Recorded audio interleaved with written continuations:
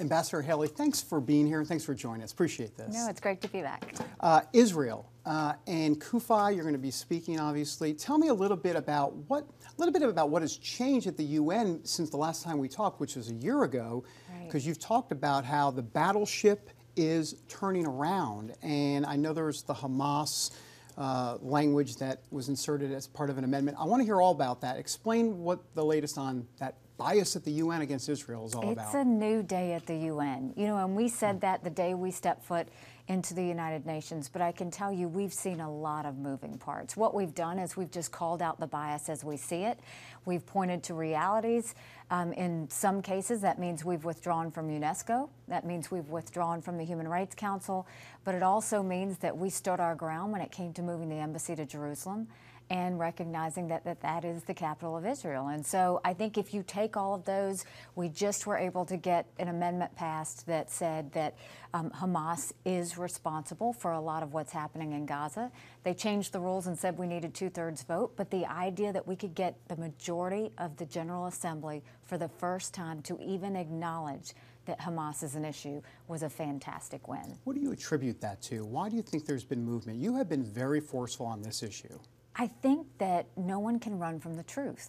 And when you put the truth in front of people and you put the realities in front of people, they can do spin and they can do distraction, but they can't deny the truth. And we've put that in front of them. In a lot of cases, we've made them very uncomfortable. But at the end of the day, they know we're right. And so, you know, truth wins, and when you're right, it wins. You just got to have the body armor to be able to push through and fight the fight. When you speak to Kufi, a lot of evangelicals in the crowd, Christians United for Israel, and a lot of folks are still trying to scratch their head and understand why evangelicals are the biggest supporters of Israel. But I'm wondering if you can talk about that link, that connection between the evangelical community and Israel. It's a special one. It's unique. It is a special one, but it's the right one again. If you look at the fact, you know, we've always said that Israel's values are America's values. Israel's beliefs are America's beliefs. There's so much that unites us between the two countries. And the idea that we're friends is one thing, but when you look at the anti-Semitism, you look at all of the harassment that they're getting around the world, you do feel for them because you know these are good people trying to live a good life that are in a dangerous region. And I think that Christians United, they see that for what it is. And they want to fight for them because they know it's like fighting for themselves. The UN's Human Rights Council, that's a thing of the past now. Yes. Explain the reasoning behind that, the pushback that you've received, obviously, at the UN. And you've actually called it the UN's biggest failure, is what you have said. Explain the reasoning behind why the United States needed to get out of that. Well, before we go into that, the United States continues to be the largest contributor to human rights. I mean, funding globally, we continue to be that and will always be that. The Human Rights Council is a farce. And we knew that when we came in, and honestly, a lot of congressional members told us to get out then, and we could have, but we didn't because we said, let's see if we can fix it. Let's see if we can improve it. You know, you're talking about a council that has yet to hear anything on Venezuela because Venezuela sits on the council with China, with, you know, Democratic Republic of Congo that was just added on there, with Saudi Arabia. There's a lot of members that go onto the Human Rights Council just to avoid being called out. And what we've said is you've got serious human rights abuses, whether it's in Venezuela, whether it's in Iran where they're protesting their regime, whether it's in Nicaragua and they're doing nothing about it. And so we were told by all of our friends and our allies that we were the last great hope of the Human Rights Council. That's not the reason you stay. We have to be part of a council that's true to its name. And so we have started talking about human rights in New York at the Security Council. We've said that there's a direct correlation between human rights and peace and security, and we're going to continue to do that. We're going to continue to call out countries, and we don't need to sit on a council and give them money and give them credit when they don't deserve it. What's the reaction been at the United Nations? Because you have really gone, since day one, you've gone in there to shake things up. How tough has that been? You know, every day I put on body armor because I know there's going to be a fight. I'm just fighting a different thing every day. And so it is a lot, but there's no better blessing than defend America. I mean, our values, our freedoms, the way we celebrate liberty, and I think it's just something that's an honor to do. And yes, is it tough going into an anti-U.S. organization that's always looking to kind of beat up us and our friends. It is tough, but we're going to call them out. And at the same time, it can do good things. We would never have gotten the massive sanctions on North Korea had it not been for the United Nations. And so the idea that we were able to do those 3 big sanctions packages really kind of make North Korea claustrophobic to the point that they came to the negotiating table. There's some good and bad in everything, and so we just try to make most of it that we can. You are to transition now to North Korea, which is what I was going to talk about. You called for the complete denuclearization of verified denuclearization of North Korea. What does, and you've heard the question, what does that mean to the United States compared to what it means to Kim Jong-un? And there seems to be potentially a difference, or do you think they understand the message that what denuclearization means to the United States? I think that North Korea understands the message, they just don't like to hear it. What we are saying is North Korea can no longer be a threat to the international community, and we're not going to stop until we can prove that. And we can prove that by the fact that they have denuclearized. And so I think that what we saw was the summit come in, we saw 2 leaders, and the goal was, do they both have the political will to continue to talk? And we saw that they do. Now the tough stuff starts. North Korea has to understand the international community. We're not going to let up. We're not going to loosen sanctions. We're not going to do congratulatory statements until we see actions to stand by their words that they're going to denuclearize. And I think they've got some soul searching to do. I think they've got to figure out that, but if they do it, the president has made it very clear to Kim that the life of the North Korean people will be so much better. They suddenly will have business. They suddenly will have markets that they don't have access to now. They'll be welcomed by the international community. We just have to see if they see this for what it is, and we've got to hold the international community strong and say, don't start accepting them yet. They haven't done anything to deserve it. Here's some breaking news. This is an unconventional president. He has obviously had that meeting with the North Korean leader and also now with Vladimir Putin. How do you feel about some of what he has done here? Because it is unconventional to basically do some of this. I know this has happened before, especially with Putin, but the way he's gone about this, he's taken a lot of shots and criticism back home. What's been your view of what happened in Helsinki and a little bit on North Korea, really on Russia and Helsinki, and how the criticism that came his way? Well, first of all, we don't trust Russia. We don't trust Putin. We never will. They're never going to be our friend. That's just a fact. But what I do think is whether it's the president sitting down with Kim or whether the president sits down with Putin, those are things that have to happen. You can't get to the end of the other side if you don't have those conversations. Whether something comes out of them or not is one thing, but you have to at least have the conversation. So I think going to Helsinki and having the conversation was something that was a long time coming. There were a lot of grievances that needed to be aired. There were a lot of challenges that we needed to discuss, and I think the president did that. I think, there is obviously some controversy about Helsinki, but if you look at the controversy, it's all about what he said. From me, a policy person, I care more about what he does. And arming the Ukrainians against Russia was important.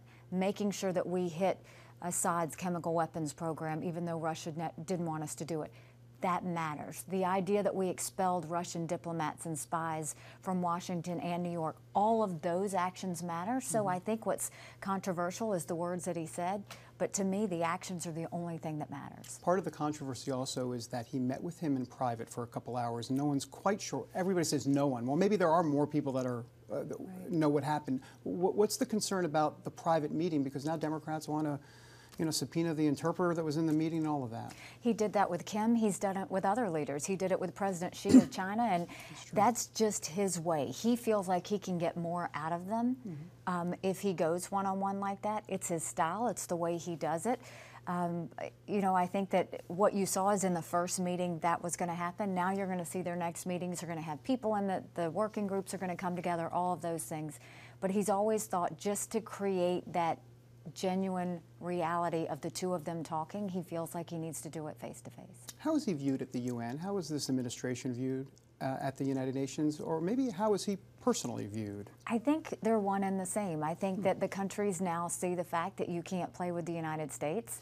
You can't sit there and hold your hand out asking for money and then criticize us, you know, the next day. You have to understand that we are there. We do back the United Nations. We are the biggest funder, but that doesn't mean we're going to put up with a lot of things. And I think they realize that this is a new administration, one that's going to call it like we see it, and one that's going to hold the line. And we've definitely done that. Do they like it? It depends on who they are. You know, if you ask Iran, if you ask some of the others, they're going to tell you, no, they don't like it. But those are the ones we don't want to like it. And those are the ones that needed to be called out for a long time. Well, if Iran's President Rouhani checked Twitter this morning, he might see something along those lines. What do you make of the all-caps tweet? I mean, provocative in the sense that, you know, there's a lot of folks that will get very spooked and scared by something along those lines. You know, Iran has made or has received their legitimacy by rhetoric. It has the Europeans and everyone that was involved in the Iran deal scared of what they might do. We don't fall for that. The president was letting them know, don't throw out threats against the United States because we take every threat seriously, and you don't want us to have to act on that. So, if anything, it set Iran back on its heels because they realize these are not just words. If you want to come to the table and work on a new Iran deal, we'll be right there to talk to you, but you're not going to threaten us to do it. And in all honesty, David, I think what they're doing is the rhetoric is to secure the other members of the Iran deal. They want to make them so nervous and they want to have them so fearful of what Iran could do so that they don't get out of the deal. And this is just part of the game that Iran plays. Iran may have messed with the wrong president here. They absolutely did. Right. I want to bring up something. There has been some pushback on Secretary Pompeo, who I just spoke to the other day. Your name at times has been mentioned, but also John Bolton as well, about, you know, President Trump's kind of doing this foreign policy from his gut and rogue and all of that. And there's been people that have said that all three of you, to a degree, need to make a decision as to whether or not you're going to push back a little bit harder against this president, because he just seems to kind of do his thing at times. Do you think that's an unfair criticism? How do you see it exactly? Well, I think everyone wants to think that there's people around the president that aren't just yes men or women, that they actually do push back. I can tell you I met with the president this morning for an hour. There were some things that he may have liked that I said and some things that he may not have liked what I said. But he asked me what my thoughts are, and I tell him the truth. But I tell him in private. And I'm sure his relationship with Secretary Pompeo and with Ambassador Bolton, he's got his own kind of relationship with them. But, you know, to his credit, regardless of whether I say something he likes or not, he's respectful, he listens to it, and we have a conversation about it. And that's what everyone should want in their president, is someone willing to hear the bad news, someone hearing to hear things when they're not all rosy and good. And then sometimes we celebrate, because there's a lot of good things happening in the country, whether it's the fact that he was able to get more defense spending in NATO, whether it's the fact that we're really starting to see North Korea come to the table, or we push back on Iran, or that we've declared Jerusalem the capital of Israel. There's so many good things that sometimes when there's some negatives that we need to talk about, it's good to tell him, and he's great to listen to it. Last couple of questions. What have you learned in this job? Maybe about yourself? I know it's hard to reflect in the middle of the battle, but how have you grown in this? Because really from day one you have come out and just been no nonsense, which is how you were in South Carolina. I mean, I get it, but what have you learned a little bit about this job and yourself in this last year or so? Well, I am who I am. And I believe in what I believe in. And when I fight for something, I fight till the very end.